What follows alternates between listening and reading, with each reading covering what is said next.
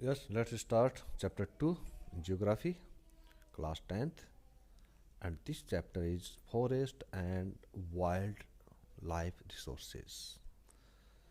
Before going to understand this chapter, we have to understand the basic concepts and terms so that we could be able to go thoroughly the topics of this given chapter. Okay, so as to enable us, so as to cultivate the ability to attempt the answers, to frame the answers, and to be able to speak out on the given topics on the given chapter, forest and wildlife services. This is very crucial chapter for UPSC, Union Public Service Commission's IAS examinations.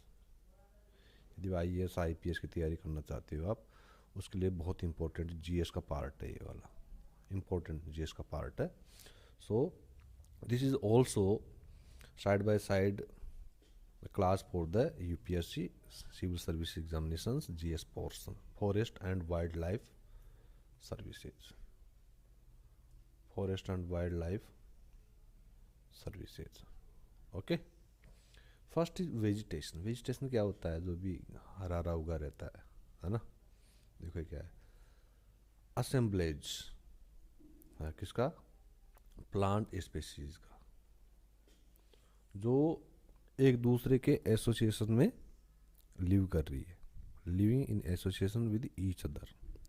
बहुत सारे plants की एक assembly मान लो, एक सभा है ना. तो वेजिटेशन ऑल ओवर अर्थ पे जो भी पेड़ पौधे उगे हैं वो सारे वेजिटेशन में आते हैं. In a given environmental framework, कोई भी एनवायरमेंटल फ्रेमवर्क, कोई पर्टिकुलर कोई एनवायरमेंट है, वहाँ पे असेंबलीज ऑफ प्लांट्स हैं which are living in association with each other. Okay, उसको हम कहते हैं वेजिटेशन, जानते हैं उसके नाम से. Yes. Second, sacred groves. Sacred grove, sacred में पवित्र होता है. ये क्या है? Nature worship is an age old tribal belief. Okay, तो नेचर की पूजा करना, हमारी जो ये ट्राइबल्स होते हैं ना, हमारे जो आदिवासी भाई हैं, तो इनका कई पीढ़ियों से ये नेचर की पूजा करते आए हैं, उनको पवित्र मानते हैं. तो ये जो पूजा है किसके बेस से? बेस्ड ऑन, किस पे बेस है? The premise. इस प्रीमाइज पे देखो, यहाँ प्रीमाइज का मतलब होता है, प्रीमाइज का कॉन्टेक्स्ट के अंदर, कॉन्टेक्स्ट के हिसाब से, टॉपिक के हिसाब से इसका मीनिंग भी बदल जाता है. प्रीमाइज बोल दें तो एक, आप एक यहाँ एक विश्वास समझिए आप इनका, एक ऑन द प्रीमाइज या ऑन द कोई बिलीफ है उनका, उसके बेस पे दैट, उनका ये बिलीफ है that all creations of nature, nature के जितने भी क्रिएशंस हैं, मेल एनिमल्स वगैरह, प्लांट्स वगैरह, जो भी है ना, माइक्रो ऑर्गेनिज्म से लेके बड़े से बड़े डायनासोर तक, जो भी क्रिएशंस हैं नेचर के, हैव टू बी प्रोटेक्टेड, सबको प्रोटेक्ट किया जाना चाहिए. सच बिलीफ, ऐसे भरोसे, have preserved several virgin forests in pristine form. तो इस बिलीफ के साथ में प्रिजर्व किया जाता है बहुत सारी वर्जिन फॉरेस्ट को. वर्जिन फॉरेस्ट क्या होते हैं? जो नए नए फॉरेस्ट उगते हैं, जो नया नया फॉरेस्ट बनता है, वर्जिन है वो भी, अभी उगाई है, ठीक है, अभी वो बनने ही लगा है वो. इन इट्स प्रिस्टीन फॉर्म, उसके पवित्र एकदम, उसके पवित्र उसका जो फॉर्म होता है जब वर्जिन फॉरेस्ट होता है, एकदम पवित्र, अनछुआ सा, अनडिस्टर्ब्ड, एकदम प्रिस्टीन फॉर्म होता है, एकदम पवित्र, एकदम प्रिस्टीन, एकदम क्लियर. उनको क्या बोलते हैं? सेक्रेड ग्रोव्स, मतलब पवित्र बागान में ग्रोव्स है ना, ग्रोव्स बहुत यूज करते हैं, groves, sacred groves. Next is joint forest management. Forest का जॉइंट फॉरेस्ट मैनेजमेंट, ठीक क्या है? जॉइंट फॉरेस्ट मैनेजमेंट क्या है? इज ए प्रोग्राम, एक प्रोग्राम है, launched by Orissa government. Orissa government ने लॉन्च किया है ड्यूरिंग 1990s, 19 में लॉन्च किया. किसके लिए? For the management and restoration. Restoration में उसको रेस्टोर करना वापस, यदि जो डिग्रेडेड जो फॉरेस्ट्स हैं, जो मतलब डिग्रेड हो चुके हैं, उनको वापस रेस्टोर करना प्लांटेशन करके। तो इसमें किसको इन्वॉल्व किया? इन्वॉल्विंग लोकल कम्युनिटी, जो आसपास में जो लोग रहते हैं उनको इसमें इन्वॉल्व करके उनका वापस रेस्टोरेशन किया, मैनेजमेंट करवाया उड़ीसा गवर्नमेंट ने। फिर फोर्थ नंबर पे रेयर स्पेसीज, वो दुर्लभ जातियाँ जो ख़त्म हो रही हैं यार। फॉरेस्ट में कई तरह के जीव, इवन प्लांट्स भी होते हैं जो काफ़ी रेयर होते हैं, उनको प्रिजर्व करना पड़ता है। इनकी पॉपुलेशन बहुत स्मॉल होती है, पता है, इन स्पेसीज की। और ये इवन एंडेंजर्ड कैटेगरी में जा सकते, एंडेंजर्ड या वल्नरेबल कैटेगरी। एंडेंजर्ड जो एकदम बहुत ज़्यादा खतरा हो, जिसको एक्सटिंक्ट होने में, लुप्त होने, एक्सटिंक्ट, TINCT, एक्सटिंक्ट से एक्सटिंक्शन बना है। तो एक्सटिंक्ट ना हो, वो इतनी एंडेंजर्ड होती है। वल्नरेबल मतलब इजीली हर्ट हो सकती हैं वो, है ना। वल्नरेबल माने इजीली हर्ट हो, बच्चा है, आप उसको छोड़ दोगे तो that kid infant is very vulnerable, वो अपनी चोट लगवा सकता है, गिर सकता है।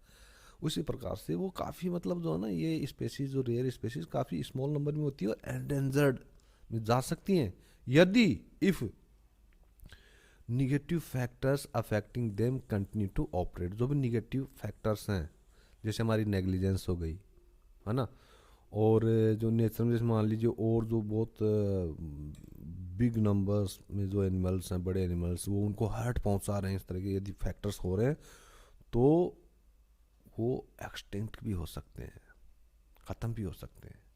वो होती हैं रेयर स्पीशीज जो स्मॉल हैं और एंडेंजर्ड या वल्नरेबल कैटेगरी में यदि वो जा सकती हैं, मे मूव जा सकती हैं, यदि आपने ये नहीं किया तो। Fifth, biodiversity. ये क्या है?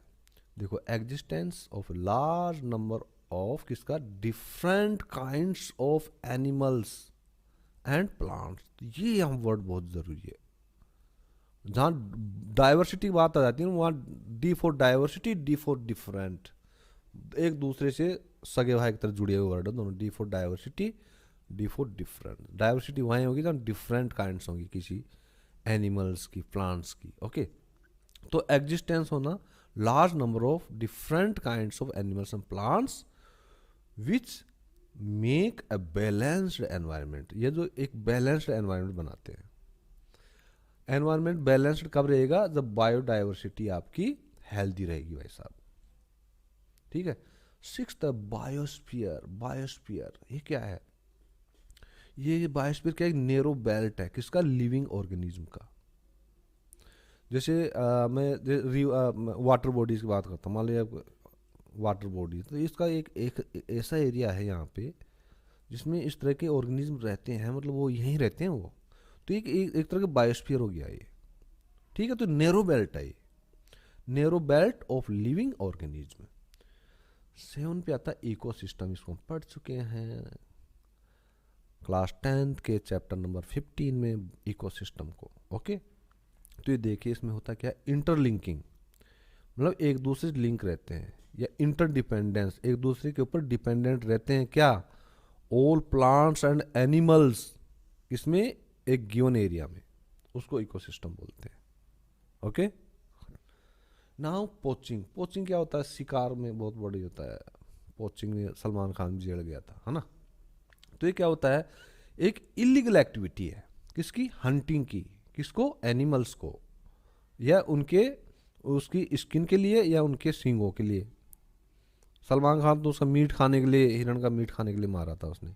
ठीक है, तो स्किन या हॉर्न्स के लिए फॉर इकोनॉमिक बेनिफिट, उसको पोचिंग बोलते हैं। मतलब ओके, हंटिंग, इलीगल हंटिंग है एनिमल्स की, उनकी स्किन के लिए, हॉर्न्स के लिए। तो international smugglers are involved in these illegal activities. बहुत सारे मूवीज में देखते होंगे। एक्सटिंक्ट स्पेसीज, तो ये समझिए, एक्सटिंक्ट मैंने वर्ड लिखा था ना ऊपर, ये आ गया एक्सटिंक्ट, मतलब वो स्पेसीज जो लुप्त हो गई हैं यार, जो खत्म हो गई हैं। Species which are not found after searches of known or likely areas where they may occur. वो स्पेसीज जो नहीं मिल रही आपने खूब सर्च कर लिया, जहां उन एरियाज में नहीं है जहां वो होती थी, वहां भी नहीं है। आपने खो दी उन स्पेसीज को, आपने केयर नहीं की स्पेसीज की, वो जो निगेटिव फैक्टर्स थे उनको आपने इंटरप्ट नहीं किया, चले गई। रिजर्व फॉरेस्ट, रिजर्व फॉरेस्ट क्या होता है, देखो नाम से ही है, उस फॉरेस्ट को रिजर्व किया जाता है भाई, फॉरेस्ट का डिग्रेडेशन ना हो। ओके, तो ये क्या होता है, देखो फॉरेस्ट परमानेंटली ईयर मार्क्ड, कुछ फॉरेस्ट को परमानेंटली ईयर मार्क कर देते हैं, भाई ये तो रिजर्व है, नो एंट्री, यहाँ से साधन नहीं जाएंगे, कोई नहीं निकलेगा, यहाँ से कोई लकड़ी नहीं काटे, इसे ईयर मार्किंग बोलते हैं। इधर फॉर प्रोडक्शन, तो या तो प्रोडक्शन के लिए किसका, ऑफ टिम्बर, वो लकड़ी का प्रोडक्शन के लिए मना करते, नो लकड़ी को कोई नहीं काटेगा, या और अदर फॉरेस्ट प्रोडक्ट्स, या इनसे इस फॉरेस्ट से कोई गोंद शहद कोई कुछ नहीं लेगा, इसके अंदर कोई एक्टिविटी इस तरह की नहीं होगी, उसको ईयर मार्क किया जाता है, उसको प्रिजर्व रिजर्व करने के लिए, प्रिजर्व करने के लिए, ताकि उसका नुकसान ना हो। 11 नंबर पे आता है हिमालयन वेजिटेशन, जो हिमालय के जो क्षेत्र है वहाँ जो पेड़ पौधे उगते हैं उसके लिए है। ओके, हिमालयन रीजन में जो वेजिटेशन है तो वो क्या वेरी करता है यार, बदलता बदलता है, from tropical in the foothills to the tundra in higher reaches, ये आपका हिमालय हिमालय का है, ठीक है, श्रृंखलाएं बनी हुई है ऐसे ऐसे ऐसे ऐसे ऐसे। तो ये तो फुट हिल्स हो गया ये, तो फुट हिल्स में यहाँ का जो वेजिटेशन है ये अलग, और ऊपर जो टुंड्रा वाला अपर एरिया है ना, यहाँ पे जो वेजिटेशन है वो, ताकि यहाँ अलग अलग तरह की वेजिटेशन है, तो वेरी हो जाता है, ये नीचे से ऊपर तक जाने में ये चेंज हो जाता है वेजिटेशन। क्या, V for vegetation, V for varies, Himalayan belt में।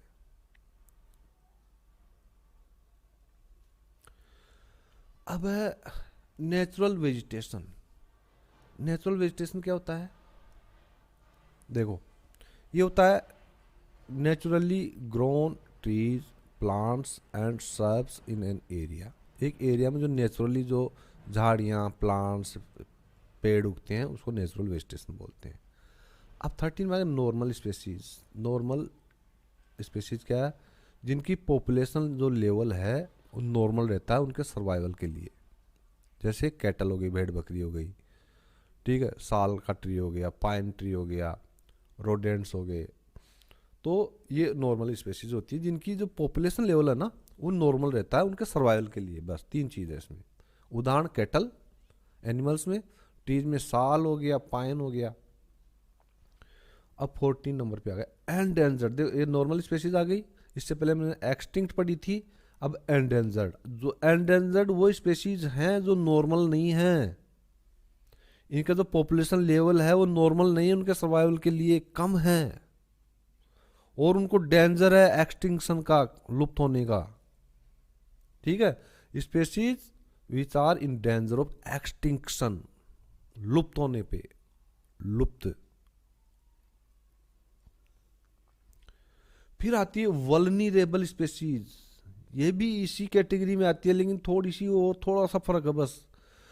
सम स्पेसीज, कुछ स्पेसीज जिनकी पॉपुलेशन जो है डेक्लाइन हो गई है, decline to levels from where it is likely to move into endangered category. वो वल्नरेबल स्पेसीज वो हैं जो अभी एंडेंजर्ड जोन में नहीं गई हैं, अब ये वल्नरेबल हैं क्योंकि उनकी पॉपुलेशन इतनी कम डेक्लाइन हो गई है, उस लेवल पे आ गई है, उस लेवल से आगे, उस लेवल पे यदि आपने ध्यान नहीं दिया तो इट में मूव कर सकती है एंडेंजर्ड कैटेगरी में नियर फ्यूचर में, इफ वही the negative factors continue to operate, वो होती है वल्नरेबल। फिर आता मैनग्रूव फॉरेस्ट, वाह बहुत नाम सुन, मैनग्रूव फॉरेस्ट। ये टाइडल फॉरेस्ट होते हैं, कहाँ पाए जाते हैं, गंगा ब्रह्मपुत्र डेल्टा में पाए जाते हैं। टाइडल मतलब लहरें आएंगी, पेड़ों की लहरें टकराएंगी वापस चली जाएंगी, तो गंगा ब्रह्मपुत्र डेल्टा, जो बे ऑफ बंगाल में गंगा और उधर से ब्रह्मपुत्र आके गिरती है, डेल्टा, यहाँ पे पेड़ पौधा वेजिटेशन है ये, ठीक है। इनको क्या बोलते हैं, सुंदरबंस बोलते हैं of West Bengal, Sundarbans of West Bengal, mangrove forest. 7 number पे आ गया बायोस्फीयर रिजर्व्स। तो हमने बायोस्फीयर का पढ़ा था, तो हमको रिजर्व कब करेंगे जब वो उनको खतरा होगा। देखो फॉरेस्ट एरियाज, वो forest areas where all types of flora and फोना।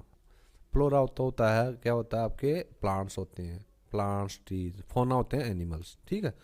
तो फॉरेस्ट के वो एरियाज जहाँ हर तरह के flora and fauna are preserve किया जाता है इन दियर नेचुरल एनवायरनमेंट। उनका जो नेचुरल एनवायरनमेंट है उसमें उनको प्रिजर्व किया जाता है। इसका प्रिजर्वेशन का मतलब ये है आप उनके एनवायरनमेंट पे जाके उनको डिस्टर्ब नहीं कर सकते, no disturbance. Okay, now comes national parks. बहुत सारे नेशनल पार्क्स इंडिया के अंदर वो रिजर्व रहते हैं, रिजर्व फॉरेस्ट्स हैं। Where natural vegetation and wildlife is preserve. वहाँ जो नेचुरल वेजिटेशन होता है, पेड़ पौधे उगते हैं, या फ्लोरा एंड फोना कह लीजिए आप, ठीक, ऑल टाइप्स फ्लोरा एंड फोना। जो वाइल्ड लाइफ रहता है उसको प्रिजर्व किया जाता है उनके नेचुरल एनवायरनमेंट में, ठीक है। तो इनमें फर्क क्या है दोनों में, वोकेबलरी एक सी आ रही है आगे एकदम, ऑल है सर, यहाँ के बाद में ना सब, यहाँ से बाद में आगे तक, यहाँ से आगे तक सब एक है। देखो फॉरेस्ट, ये फॉरेस्ट एरियाज है, बायोस्फीयर रिजर्व में फॉरेस्ट एरियाज है, और ये रिजर्व फॉरेस्ट है। इसमें फॉरेस्ट में एक फॉरेस्ट है, उसमें एक एरिया को रिजर्व किया गया, और इस वाले केस में पूरे फॉरेस्ट को रिजर्व कर दिया गया इस वाले में, ठीक है, नेशनल पार्क में। अब देखो आ गया फ्लोरा, फोना, फॉरेस्ट और तेरी 3F आ गए भाई। 3D देखी होगी फिल्म, ये 3F दिखाता हूँ आज आपको, आ जाओ। फ्लोरा ये क्या होता है, original natural cover of vegetation consisting of forest, grasslands and subs. Grassland झाड़ियाँ, फॉरेस्ट में जो भी वेजिटेशन का जो कवर होता है ओरिजिनल, मैंने कहा पेड़ पौधे आते हैं इसमें सारा, वो आ गया।